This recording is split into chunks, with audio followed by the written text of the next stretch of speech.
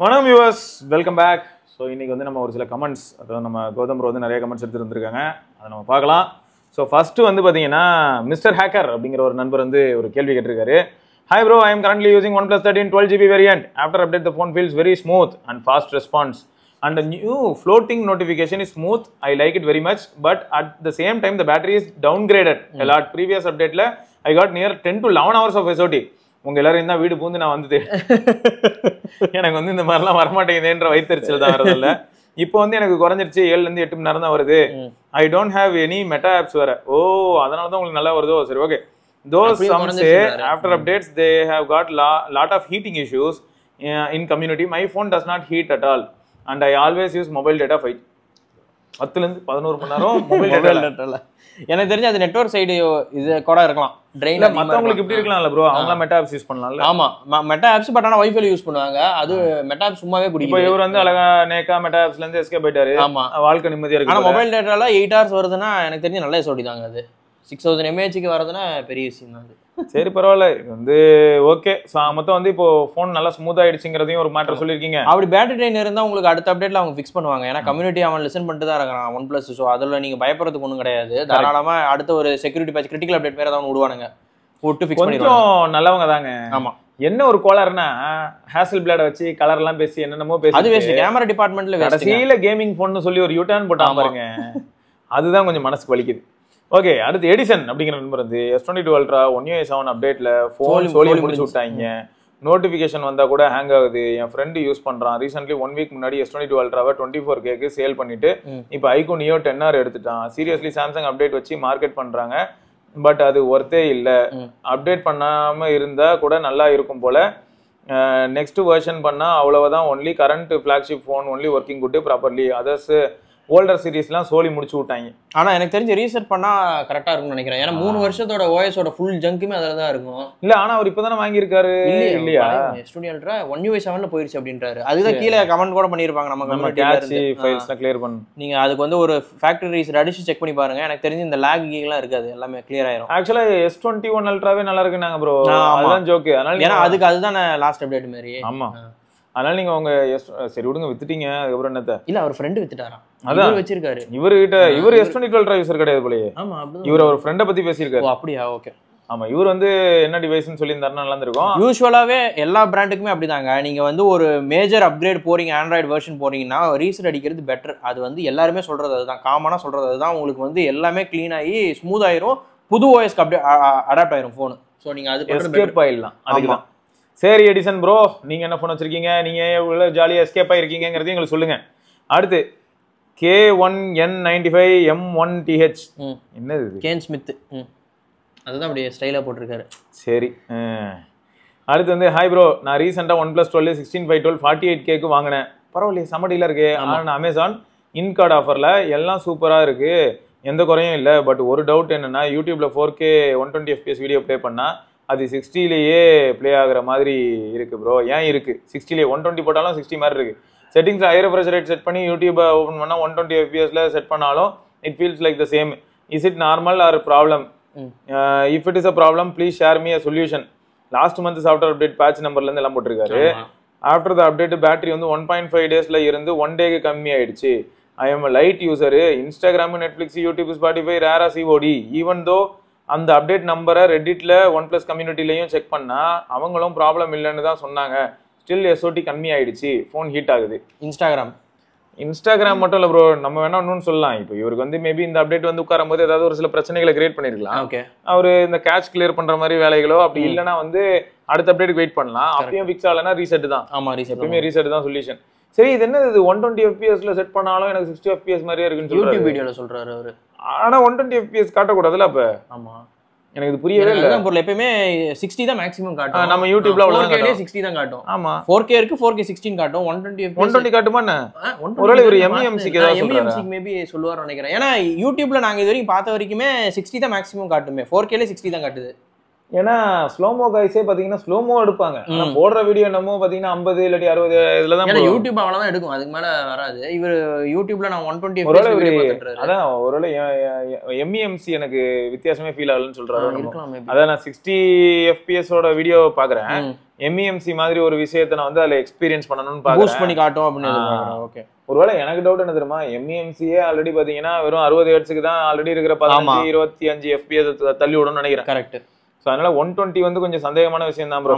அத பத்தி நம்ம எங்க யூடியூப் வீடியோஸ் மோஸ்டாவே 60 FPS தாங்க. நீங்க 4K போனாலும் சரி 2K எதுல பார்த்தாலுமே 16 தான் காட்டும். அதுலயே 16 போட்டு ஒரு சில வீடியோஸ் இருக்கும், ஒரு சில இதுல எதுவுமே இல்லைன்னா அது நார்மலா தான் ஓடும்.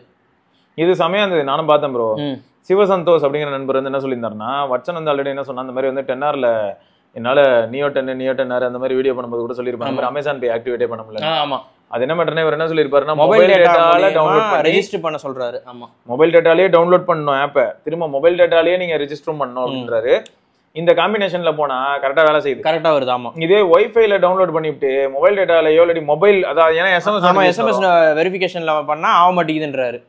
அதுக்கு வந்து ஒரு வாக் அரவுண்ட் மாதிரி கொடுத்துருக்காரு. அது யூஸ்ஃபுல்லானது தான். ஏன்னா நிறைய பேருக்கு இந்த அமேசான் பே வந்து இந்த OnePlus Nord 4ல கூட பிரச்சனை சொல்லிட்டு இருந்தாங்கல்ல. எஸ், அவங்களுக்கு யூஸ் ஆகும். ஸோ இதில் வேற அவர் என்ன போட்டிருக்காருன்னா, unfortunately I tested twice only in BSNL SIM network, hopefully it verifies in other networks too. நீங்கள் யாராவது இதை செக் பண்ணியிருந்தீங்கன்னா சொல்லுங்கள். Was testing Android 16 ROM Redmi Note 10 Snapdragon 678 ஃபோனில். Stressed out, will write a review how heavy it is soon. For developer and randomly tried to verify knowing it won't be worked. Checked in Wi-Fi network and I did not verify. So if Infinix or other deviceல இதே மாதிரி இருந்ததுன்னா நீங்க test பண்ணி பாருங்கன்னு சொல்லியிருக்காரு. Thank you for the data. So mobile டேட்டாலேயே download பண்ணி install பண்ணிட்டு மொபைல் டேட்டாலே ஆக்டிவேட் பண்ணீங்கன்னா உங்களுக்கு அமேசான் பே ஒர்க் ஆகுதுன்றாங்க. ஒரு வாக் அரவுண்ட். அடுத்து விக்கி அப்படிங்கிற நண்பர் வந்து, ப்ரோ எனக்கு மோஸ்ட்லி மேக்ஸிமம் 5.3 hours தான் வருது. அதாவது 5.3 to 6 hours, அதாவது 5.5 மணி நேரத்துலேருந்து 6 மணி நேரம் தான் வரும். எஸ்ஓடி டைம் நார்மல் யூசேஜுக்கு தான், கேம் ப்ளே பண்ணுவேன், நார்மல் கேம்ஸ், அப்புறம் யூடியூப், ஓடிடி தான். இது எதுக்குன்னா S24 அல்ட்ராக்கு. ஆமாம்.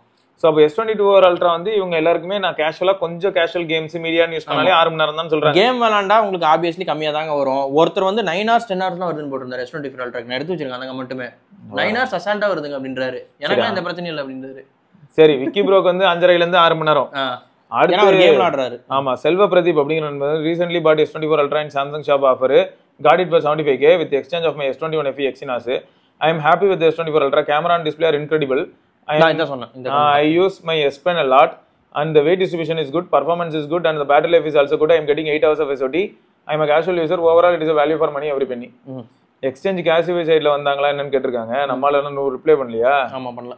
S21 FE எவ்வளவுக்கு எக்ஸ்சேஞ்ச் போச்சுன்னு போடல. எனக்கு தெரிஞ்சு கோட் பண்ண பிரைஸ் போயிடுச்சுன்னு நினைக்கிறேன். அதனால வருத்தெல்லாம் தெரிவிக்கல. அவர் அப்படியே கீழே ஒரு நண்பர் போட்டிருக்காங்க, டெக் மேனியக். ஆமா ஆமா, என்ன அப்டேட்ல வந்துச்சோ அதுலயே வச்சுக்கியா, நல்லா இருக்குது போல வந்து அப்படின்னு. ஆப்வியஸ்லி 1 UI 7 போட்டிருப்பாரு.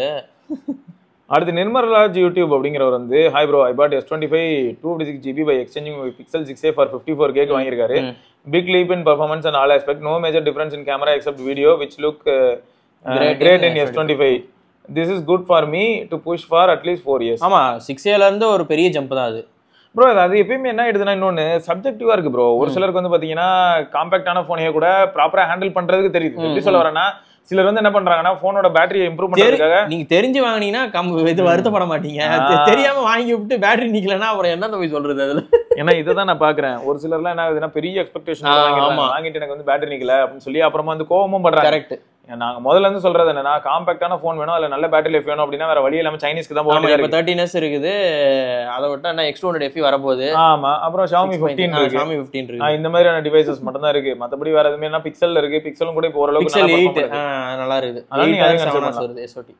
சரி, அடுத்து லோகேஷ் அப்படிங்கிற நண்பர் வந்து, ஹாய் ப்ரோ, நான் OnePlus 11R யூஸ் பண்றேன். நான் ஒரு சில OTT ஆப்ஸை யூஸ் பண்ணுவேன், லைக் ஹாட்ஸ்டார், பிரைம் வீடியோ மாதிரி. இப்போ ஒரு சீரீஸ் நான் ஹாட்ஸ்டாரில் பார்க்க ஸ்டார்ட் பண்ணேன். லேப்டாப்பு அண்ட் அதை 1080pனால ஸ்ட்ரீம் பண்ணுது. அப்புறம் நான் மொபைலில் பார்த்தேன், அதே கண்டென்ட்டை 1080pல கேவலமாக பிக்சலேட்டடாக இருக்கு. இது நெட் இஷ்யூ போலன்னு டவுன்லோட் பண்ணேன் 1080pல. அப்பயும் கூட அதே மாதிரி தான் கர்வமாக தான் இருக்கு. அப்புறம் நான் சைட்டில் டவுன்லோட் பண்ணேன் same 1080p content. There is a huge file difference. ஒரு எபிசோட் சைஸ் ஹாட்ஸ்டாரில் மொபைலில் 600 MB, சேம் 1080p வந்து சைட்ல இருந்து டவுன்லோட் பண்ணா 1.4 GB. இங்க காசு கொடுத்து பார்த்தா மட்டமான குவாலிட்டி தான், அண்ட் ஃப்ரீயா டவுன்லோட் பண்ணா நல்லா இருக்கு. இதுல நீங்க என்ன ஃபீல் பண்ணியிருக்கீங்க, எதனா ஃபிக்ஸ் இருக்கான்னு சொல்லுங்கன்னு சொல்லியிருக்கீங்களா? ஒரு ட்விஸ்ட் அதையும் ஒரு கமெண்ட் இருந்துச்சு தானே, ஒரு நண்பர் வந்து அந்த இது சர்டிபிகேட்டை தனியா இன்ஸ்டால் பண்ண சொல்லியிருந்தேன். டவுன்லோட் பண்ணி இந்த ஆப்புக்கு இந்த ஃபோனுக்கு சர்டிபிகேட் சர்ச் பண்ணா ஏதோ ஒரு ஃபைல் மாதிரி வருது, அது இன்ஸ்டால் பண்ணா அந்த இது ஃபுல் பெர்ஃபார்மன்ஸ்ல வருது அப்படின்ட்டு இருந்தாங்க. இன்னொருத்தர் ஞாபகம் இருக்கா? அவர் வந்து ஒரு டேட்டா நமக்காக கொடுத்துட்டு இருந்தாரு. இந்த மாதிரி வந்து நான் OnePlus 12 வச்சிருக்கேன்னு சொன்னார்ல. பிக்சல் 4a நல்லா வந்துச்சுனாரு, அதுதானே? அவங்க அம்மாவோட போன்லயே நல்லா வந்துச்சு. என் தங்கச்சி வந்து S21 FE வச்சிருக்கா, அதுல கூட நல்லா இருந்தது.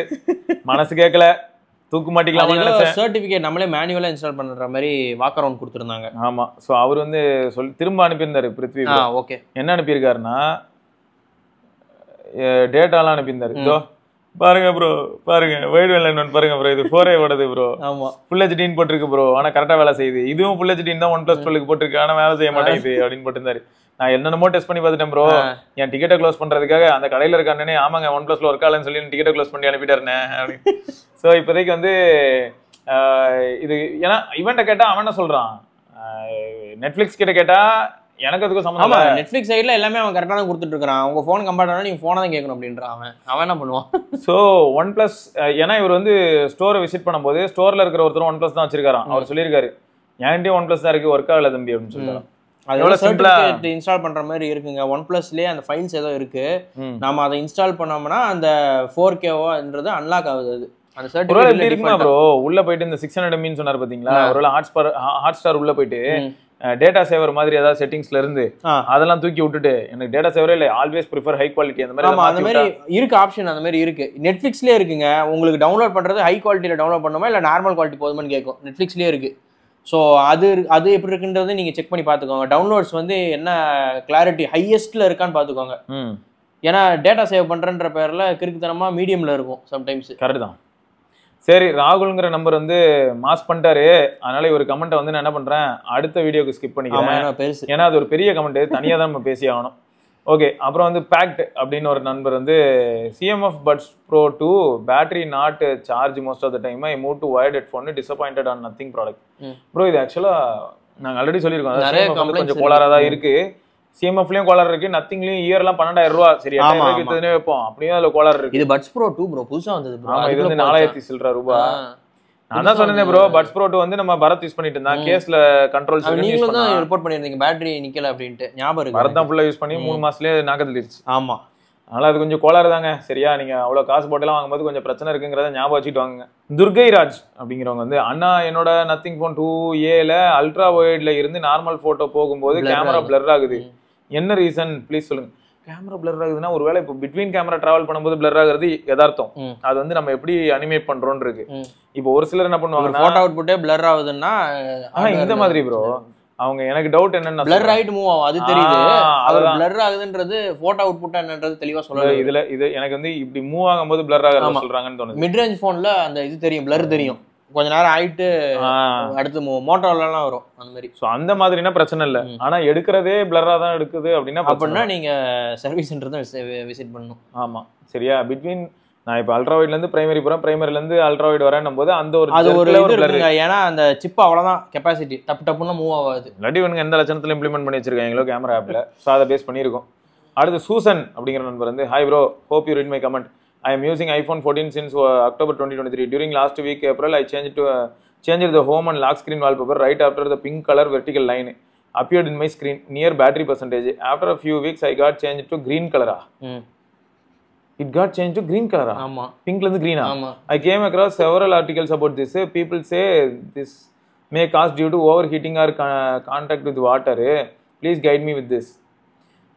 கேர் பிளஸ் இருந்தா கரெக்ட். மாதவன் ப்ரோ தான் சொல்லிருக்காரு, கேர் பிளஸ் இருந்தா இல்லனா முடிஞ்சுங்க. அப்படி இல்லனா உங்க அப்ப போன்ல வந்து 75% ரேட் வந்து கேட்பான் டிஸ்ப்ளே மாத்துறதுக்கு. மாத்தி தர வேற மாட்டான் போல, ரொம்ப டார்ச்சர் பண்றான். அது மட்டும் இல்லாம மாத்தி கொடுக்கும்போது உங்க டேட்டாவெல்லாம் வைப் பண்ணுவான். வைப் பண்ணிடுவான், அது வேற இருக்குது. ஏன்னா இங்க ரூல்ஸ் படி டேட்டா இருக்க கூடாதுங்க, நாங்க வைப் பண்ணிடுவோம் அப்படின்றோம். ரூல்ஸ் பயங்கரமான ரூல்ஸா இருக்கு. ஏன்னா ஏதோ பிரச்சனை ஆச்சு, நல்ல ஞாபகம் இருக்கு. அதுல இருந்து ஆப்பிள் வந்து ஸ்ட்ரிக்டா கண்டிஷன் கொடுத்துட்டான், போன் வந்து வைப் பண்ணிட்டு தான் இது வாங்கணும் அப்படின்ட்டு.